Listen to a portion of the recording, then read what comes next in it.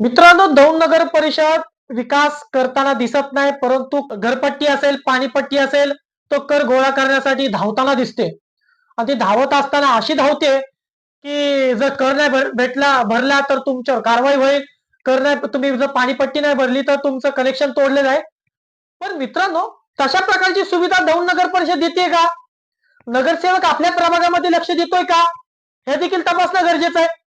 असाच प्रकार दौंड शहरातील भीमनगर आहे. त्या भीमनगरमध्ये घडलेला आहे, तुम्ही पाहू शकता. गटारीचं पाणी घरामध्येच चाललंय डायरेक्टली. घरामध्ये जाताना दिसतंय. कर्मचारी, दौंड नगरपालिकेचे कर्मचारी, अधिकारी त्या ठिकाणी जाताना दिसत नाही.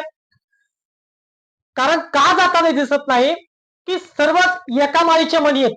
एका माळीचे मणी असलेले तो त्याच्यावर बोट उचलू शकत नाही, तो त्याच्यावर बोट उचलू शकत नाही आणि विकास तर काय होत नाही.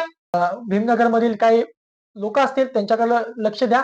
आता सध्या खूप वर्षापासून ते आहे, परंतु येतात, बघून जातात, नॉर्मली गटार काढतात, नॉर्मली काय कामं करतात आणि निघून जातात.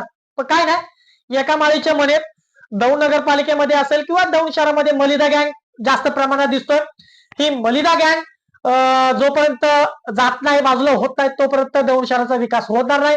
मलिदा गँग दौंड मतदारच असे आहेत की मलिदा गँगलाच निवडून देतात सारखं सारखं. जोपर्यंत ही मलिदा गँग दौंड नगरपालिकेमधनं बाहेर होत नाही, तोपर्यंत दौंड शहराचा विकास होणार नाही. मित्रांनो, तुम्हाला काय वाटतं कमेंटमध्ये नक्की कळवा. आणि दौंड शहराचा विकास करण्यासाठी कशा प्रकारचा नगरसेवक हवाय तुम्ही कमेंटमध्ये नक्की सांगा.